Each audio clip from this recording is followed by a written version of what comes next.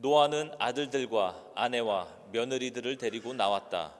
모든 짐승, 모든 길짐승, 모든 새, 땅 위를 기어다니는 모든 것도 그 종류대로 방주에서 바깥으로 나왔다. 노아는 주님 앞에 제단을 쌓고 모든 정결한 집짐승과 정결한 새들 가운데서 제물을 골라서 제단 위에 번제물로 바쳤다. 주님께서 그 향기를 맡으시고서 마음속으로 다짐하셨다. 다시는 사람이 악하다고 하여서 땅을 저주하지는 않겠다. 사람은 어릴 때부터 그 마음의 생각이 악하기 마련이다. 다시는 이번에 한 것과 같이 모든 생물을 없애지는 않겠다. 땅이 있는 한 뿌리는 때와 거두는 때, 추위와 더위, 여름과 겨울, 낮과 밤이 그치지 아니할 것이다. 하나님이 말씀하셨다. 내가 너희 및 너희와 함께 있는 숨쉬는 모든 생물 사이에 대대로 세우는 언약의 표는 바로 무지개이다. 내가 무지개를 구름 속에 둘 터이니 이것이 나와 땅 사이에 세우는 언약의 표가 될 것이다. 내가 구름을 일으켜서 땅을 덮을 때마다 무지개가 구름 사이에서 나타나면 나는 너희와 숨쉬는 모든 짐승 곧 살과 피가 있는 모든 것과 더불어 세운 그 언약을 기억하고 다시는 홍수를 일으켜서 살과 피가 있는 모든 것을 물로 멸하지 않겠다. 무지개가 구름 사이에서 나타날 때마다 내가 그것을 보고 나 하나님이 살아 숨쉬는 모든 것들 곧 땅 위에 있는 살과 피를 지닌 모든 것과 세운 영원한 언약을 기억하겠다. 하나님이 노아에게 말씀하셨다.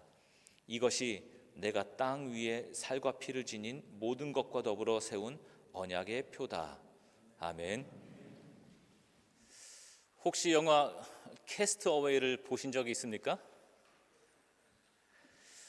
배우 톰 행스가 주연으로 나왔던 영화죠. 이 이야기는 그 어느 한 비행기 사고로부터 시작이 됩니다. 그 톰 행스가 연기했던 그 주인공 척은 국제 물류 회사의 잘 나가던 직원이었습니다. 그의 임무는 전 세계를 다니면서 그 물류 운송 프로세스를 최적화하는 시스템 분석가였습니다. 쉽게 말하자면 시간 대비 작업 효율성을 관리하는 일입니다. 그렇기 때문에 그는 이제 시간의 효율을 관리하는 일이기 때문에 그의 삶은 늘 바빴습니다. 그런데 그날도 어느 날 비행기 타고 가다가 이제 업무차 비행기를 타고 가다가 갑작스러운 사고로 비행기가 바닥에 추락하였고 그는 무인도에 혼자 살아남게 되었습니다. 그 섬에는 아무도 없었습니다. 전화도 없고 인터넷도 없고 그리고 늘 보던 시계도 없었습니다. 아무도 없는 그 섬에서 그가 일했던 그 시간 대비 효율 그런 것들은 아무런 도움이 되지 않았습니다. 오직 자신과 자연 그리고 끝없이 이어지는 고요함만이 남아있는 세상이었습니다. 처음에는 살아남기 위해 발버둥 쳤습니다. 불을 피우고 물을 찾고 그 다음에 먹을 것들을 찾아다니고 하루하루 생존을 이어갔습니다. 무인도에서는 말 그대로 그 모든 행동 하나하나가 생존에 귀결되는 것이었겠죠. 그런데 시간이 지나면서 그는 점점 깨닫습니다. 자신이 진짜 두려워했던 것은 죽음이 아니라 혼자라는 사실이었다는 것을 깨닫게 된 것입니다. 그래서 그는 배구공 하나를 친구 삼습니다. 혹시 여러분 이 장면 보신 적 있을 것 같은데요. 그 영화의 짤로도 간혹 나오기도 했는데 그 배구공 거기다가 얼굴을 그려놓고 이름도 붙여줬습니다. 그 배구공의 그 만들어진 회사가 윌슨이었는데 그 윌슨 그대로 그 배구공의 이름을 윌슨으로 지어줬습니다. 그래서 그 공이 척의 유일한 대화 상대이면서 친구가 됐습니다. 사람이 없으니까 이제 공이라도 붙들고 그렇게 살아야 했던 것입니다. 그렇게 4년이 지나고 척은 마침내 그 섬을 떠나야겠다는 결심을 합니다. 망망한 그 바다 위에서 살아남을 수 있을지 없을지도 모르지만, 그렇다고 해서 더 이상 이 섬에서 살 수 없다는 마음으로 뗏목을 만들어서 바다로 향했습니다. 죽음을 무릅쓴 도전이었지만 결국에는 기적적으로 구조됩니다. 다시 세상으로 돌아갔습니다. 그가 살던 그 사회 안으로 돌아갔습니다. 하지만 그가 돌아간 세상은 이미 많이 달라져 있었습니다. 예전에 알던 사람들은 더 이상 그 알던 기억 속의 그 사람들이 아니었습니다. 예전에 맺었던 그 관계는 다시 계속해서 그 예전처럼 이어질 수가 없었습니다. 예전에는 약혼녀도 있었는데 그 약혼녀는 이미 다른 사람과 결혼을 했습니다. 모든 것이 바뀌었어요. 모든 것을 잃고 홀로 살아남은 그는 이제 어디서부터 삶을 다시 시작해야 할지 깊은 고민에 빠졌습니다.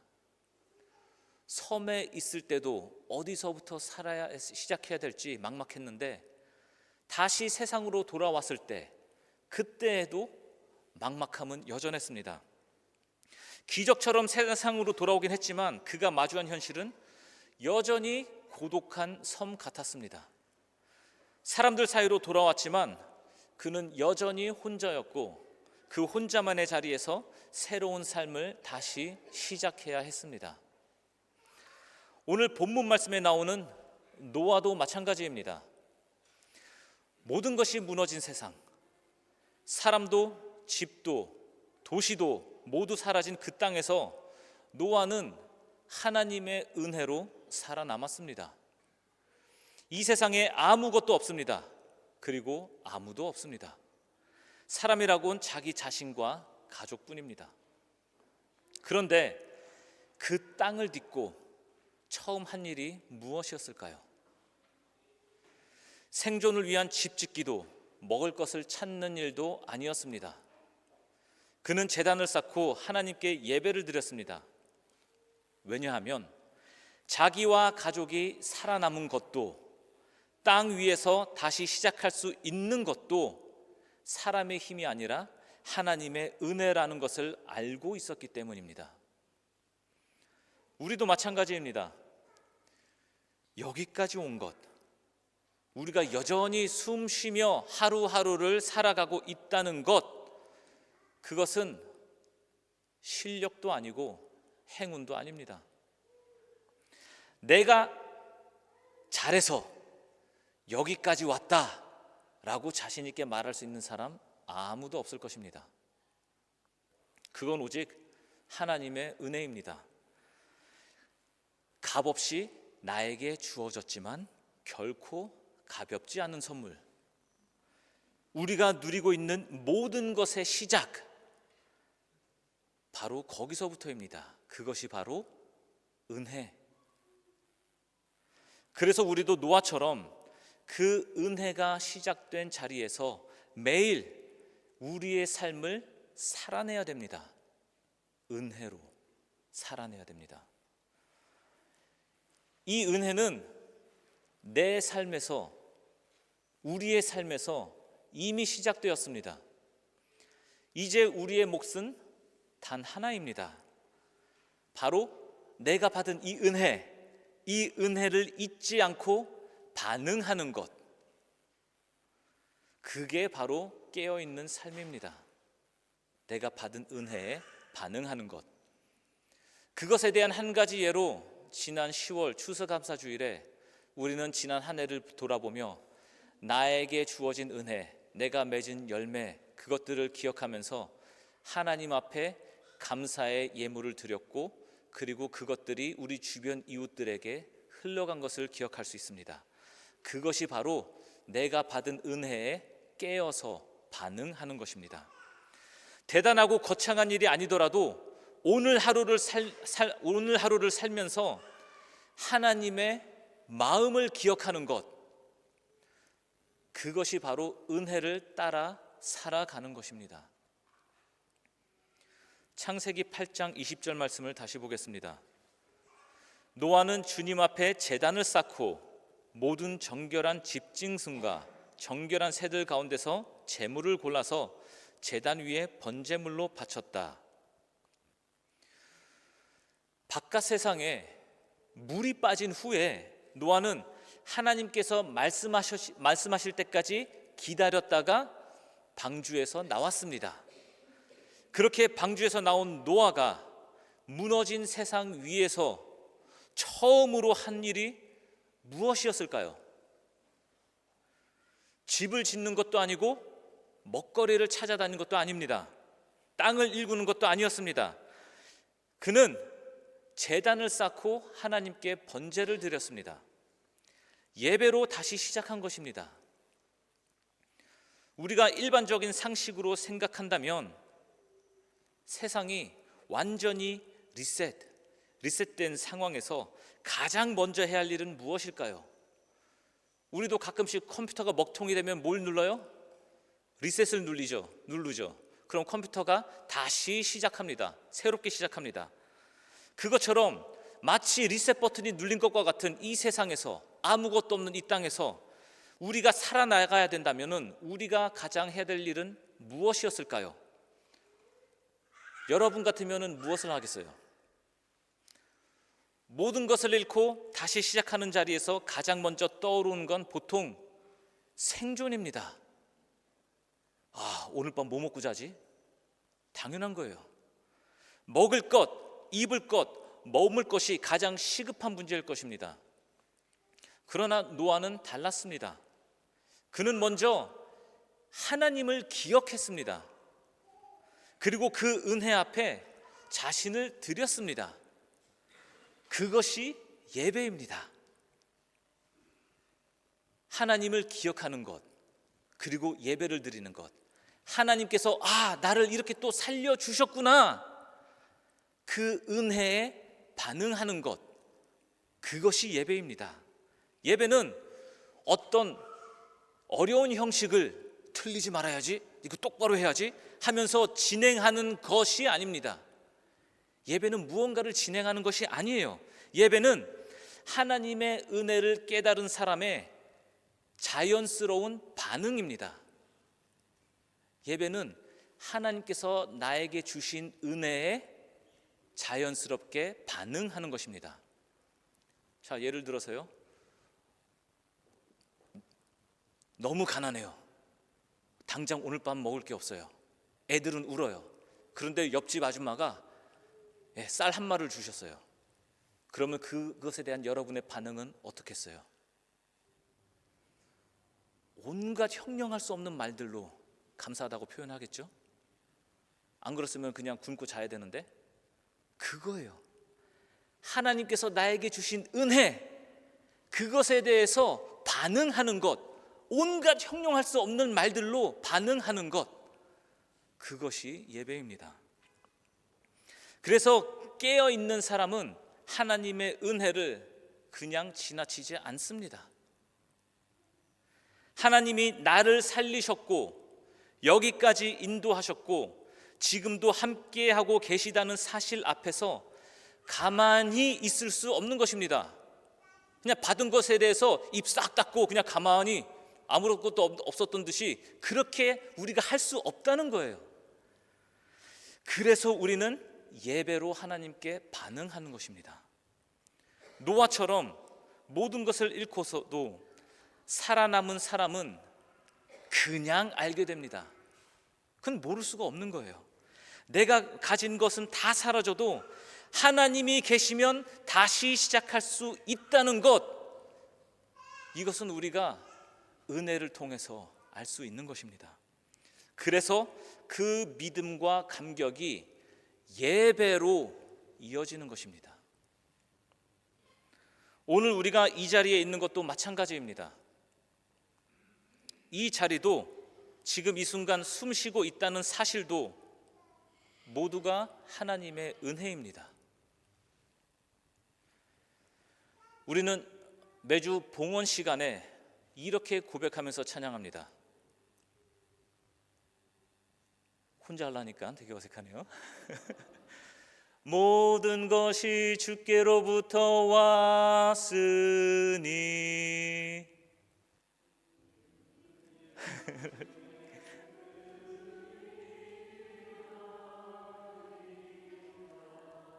네. 모든 것이 주께로부터 왔으니. 네. 이 말은 단순한 형식이 아니에요. 그냥 이제 헌금 시간 됐으니 그거에 따라서 적절한 예전을 우리가 취하자 해서 만들어진 게 아니에요. 우리 삶에 주어진 모든 것이 하나님의 은혜였음을 인정하는 우리의 고백입니다.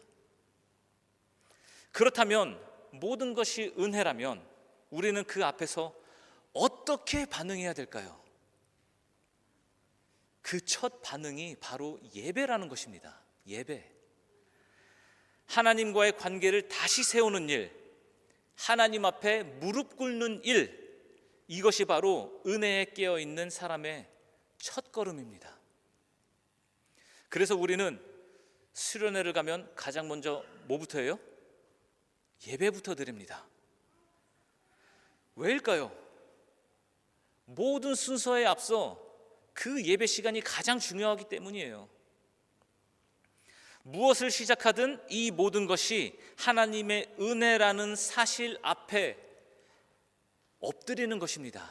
그 은혜라는 사실, 그 앞에 엎드리는 것. 이것이 바로 하나님을 아는 사람의 가장 자연스러운 반응입니다. 예전에는 어떤 가정이 이사를 하면 목회자가 그 집을 신방하여 함께 예배를 드리곤 했습니다. 요즘은 그런 풍경이 점점 사라지고 있지만 그 예배는 분명 그 가정에 부어진 하나님의 은혜에 대한 고백이었습니다.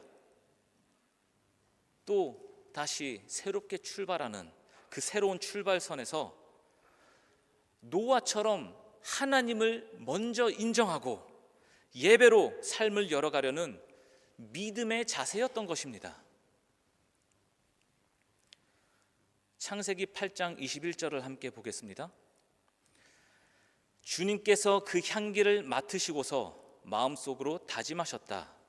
다시는 사람이 악하다고 하여서 땅을 저주하지는 않겠다. 사람은 어릴 때부터 그 마음의 생각이 악하기 마련이다. 다시는 이번에 한 것 같이 모든 생물을 없애지는 않겠다. 하나님은 노아의 예배를 받으셨습니다. 그리고 단순히 그 형식, 그 제사라는 형식만 보신 것이 아니라 그 예배 안에, 그 제사 안에 담긴 노아의 마음을 깊이 들여다보셨습니다. 이제 한번 우리가 노아의 눈으로 상상을 한번 해보겠습니다. 모든 것이 새롭게 된 세상, 다르게 말하면 아무것도 남지 않는 세상입니다. 노아가 방주에서 발을 내디뎠을 때 그 앞에 펼쳐진 건 완전히 무너진 세상, 텅 빈 땅이었습니다. 그 황량한 자리에서 하나님을 가장 먼저 기억한 사람, 그가 바로 노아입니다. 만약 노아가 그 순간 하나님께 기도했다면 아마 이런 마음으로 기도하지 않았을까 저는 생각합니다. 하나님, 이 아무것도 없는 세상에서 제가 다시 시작할 수 있는 이유는 오직 주님 한 분뿐입니다.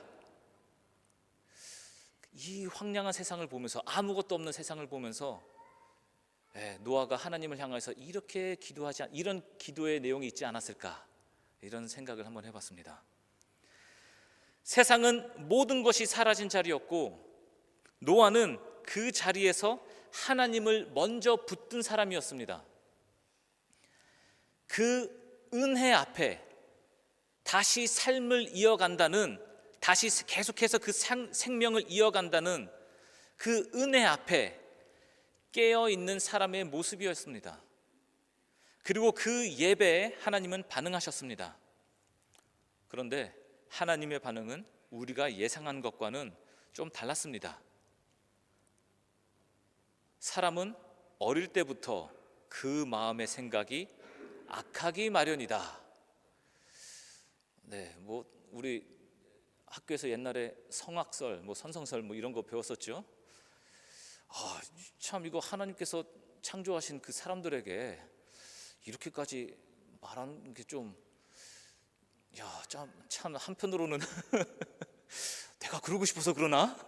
막 이런 마음도 막 들 것 같고, 사람은 어릴 때부터 그 마음의 생각이 악하기 마련이다. 이게 무슨 뜻일까요? 우리는 보통 누군가의 악함을 보면 실망합니다. 그렇죠?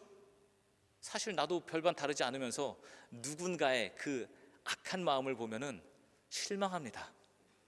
때론 그래서 멀어지고 그 사람을 포기해 버리기까지 합니다. 아유, 쟤는 왜 저래? 말을 말아야지 하면서 마음의 문을 닫아버립니다. 하지만 하나님은 그러지 않으셨다는 것입니다. 하나님은 인간의 본질을 너무나 잘 아십니다.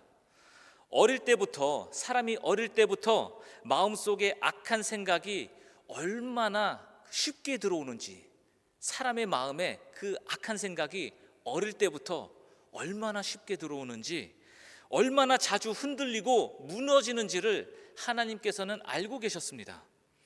그런데 하나님은 우리의 연약함을 보시고 포기하지 않으셨다는 것입니다. 오히려 이렇게 다짐하십니다. 다시는 이렇게 모든 것을 쓸어버리지 않겠다. 이것이 하나님의 마음입니다. 이것이 하나님의 은혜입니다. 물론 성경은 하나님의 공의도 말합니다. 하나님의 공의가 뭐죠? 죄에 대해서는 철저하게 하시는 것. 그래서 가나안의 멸망, 그리고 이스라엘의 포로 생활, 모두 죄에 대한 하나님의 심판이었습니다. 하지만 동시에 성경은 이렇게 말합니다. 하나님은 죄를 미워하시되 죄인과의 관계는 끝까지 붙드시는 분이시라고 성경은 그렇게 말합니다.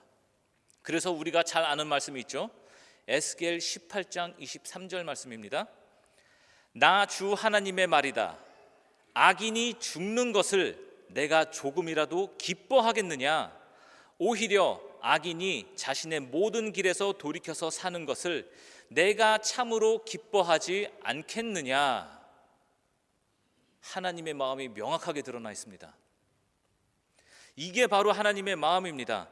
하나님은 심판으로 모든 것을 끝낼 수 있었지만 그 심판 이후에 그래도 잘해보자, 다시 시작하자, 이렇게 말씀하십니다.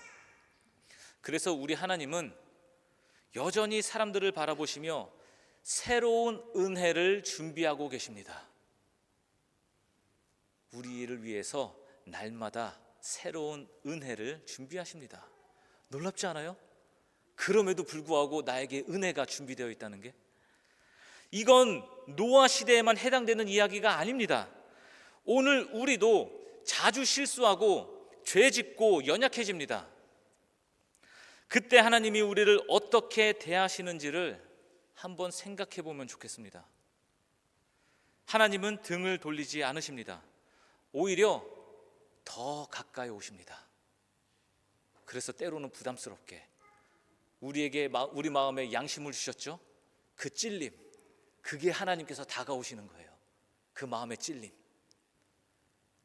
그럼에도 불구하고 우리에게 다가오시는 하나님. 왜냐하면 하나님의 은혜는 우리의 연약함을 아시면서도 끝까지 사랑하시기로 선택하신 마음이기 때문입니다. 이거 놀랍지 않아요? 그럼에도 불구하고 하나님은 우리를 끝까지 사랑하시기로 선택하셨다는 거예요. 그렇게 하시기로 작정하셨다는 거예요. 그렇기 때문에 우리는 깨어 있어야 합니다. 무엇에요? 그 은혜가 나에게 주어졌는데 그 은혜를 보지 못할까 봐. 그럼에도 불구하고 우리에게 계속 다가오시는데 그것을 못 볼까 봐, 이게 눈이 가려져서, 그래서 깨어 있으라는 것입니다. 하나님의 은혜 앞에 민감해야 합니다. 그 은혜를 품으신 하나님의 마음을 잊지 말아야 합니다. 그리고 그 은혜에 반응하며 살아가는 것, 그것이 바로 깨어있는 신앙인의 삶입니다. 그것이 예배입니다. 예배. 그래서 하나님의 은혜는 단지 성경 말씀에만 있는 과거의 사건이 아닙니다. 그때 노아 때만 있었던 그때만의 사건이 아니에요. 노아에게 주셨던 은혜, 그 시대에 베푸신 긍휼은 오늘도 우리를 향해서 계속해서 유효한 약속입니다.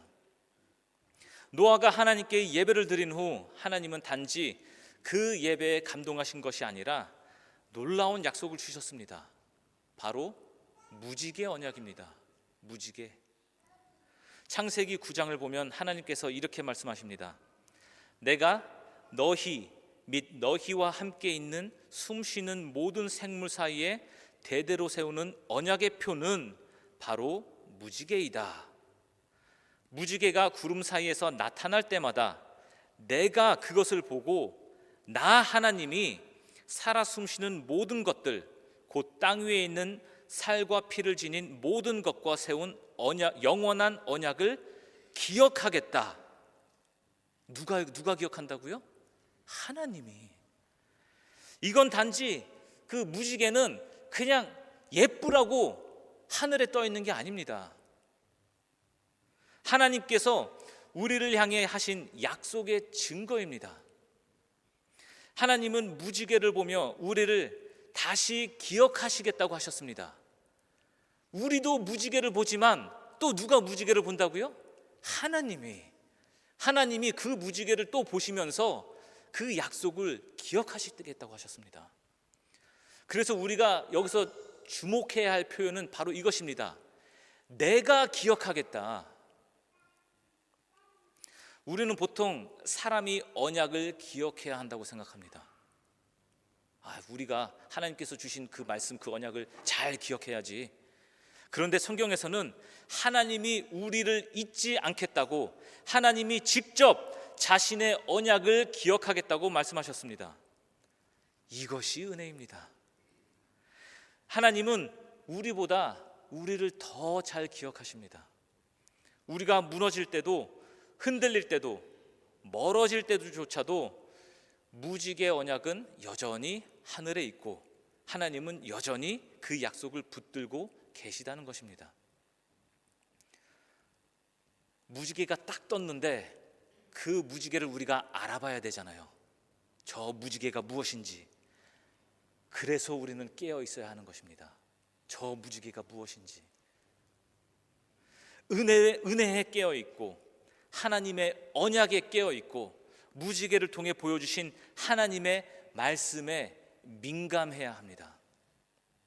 노아는 그 은혜 앞에 무릎 꿇고 예배하면서 하나님의 언약을 붙들고 새로운 세상을 시작했습니다. 노아는 그렇게 시작했어요. 다시. 오늘 말씀의 제목은 깨어 있으라, 은혜의 시작입니다. 이 말은 단순히 정신 차리자라는 그런 경고가 아닙니다. 이미 하나님의 은혜가 시작되었기 때문에 그 은혜 앞에 깨어 있으라는 하나님의 초대입니다. 은혜는 이미 우리 삶에 시작됐습니다. 우리가 그 은혜를 알아볼 줄 알아야 돼요. 깨어 있으라는 거예요. 노아는 모든 것이 무너진 자리에서 하나님의 은혜를 알아본 사람이었습니다. 이것도 없고 저것도 없고 이것도 안 되고 저것도 안 되고 그것만 볼 수도 있었어요. 그런데 그 상황에서 하나님의 은혜를 봤다라는 거예요. 우리도 살면서 얼마나 많은 불평을 합니까? 이게 안 돼, 저게 안 돼, 이래서 안 돼, 저래서 안 돼. 근데 그 안에서 하나님의 은혜를 바라보는 거라는 거예요. 깨어 있으라는 거예요. 그리고 그 은혜 앞에 노아는 깨어 있었습니다. 방주에서 나와 처음으로 한 일, 먹을 것, 잠자리, 생존보다 먼저 하나님께 예배를 드린 것입니다. 왜요? 살아있는 것이, 자기가 그렇게 숨통이 붙어있는 것이 자기 실력이 아니라 하나님의 은혜임을 알았기 때문입니다. 은혜가 이미 시작되었음을 그는 믿었기 때문입니다. 그리고 하나님은 그 예배를 기쁘게 받으셨고 그 자리에서 심판 이후에 새로운 약속을 시작하셨습니다. 그 약속의 표징이 바로 무지개, 그리고 구약 전체를 지나 우리에게는 십자가로 다가왔습니다. 그 무지개가 오늘날 우리에게 예수 그리스도가 되는 것입니다. 지금 우리는 너무나 빠르게 변하는 시대에 살고 있습니다.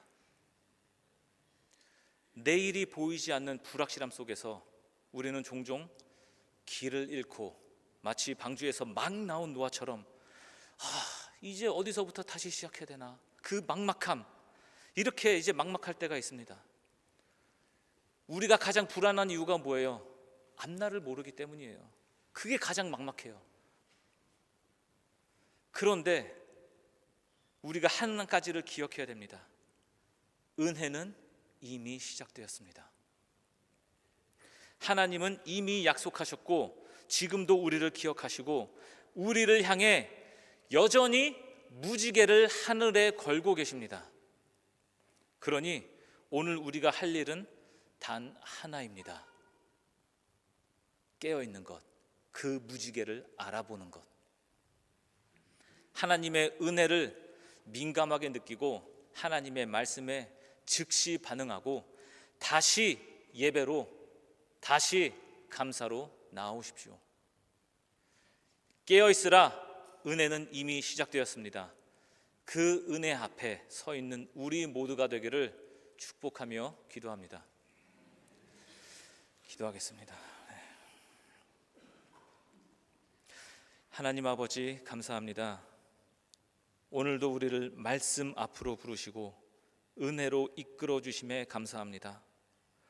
노아가 황폐한 땅 위에서 무엇보다 먼저 하나님을 기억하고 예배했던 것처럼 우리도 주님의 은혜 앞에 깨어 있어 예배로 반응하게 하옵소서.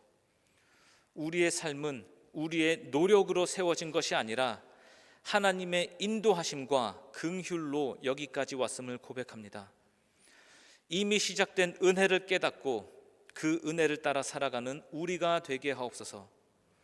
우리가 연약할 때에도 포기하지 않으시고 다시 시작하자 말씀하시는 주님의 사랑에 깊이 반응하는 한 주간이 되게 하시고 우리의 가정과 일터와 교회가 그 은혜 위에 굳게 서게 하옵소서. 예수님의 이름으로 기도드립니다. 아멘.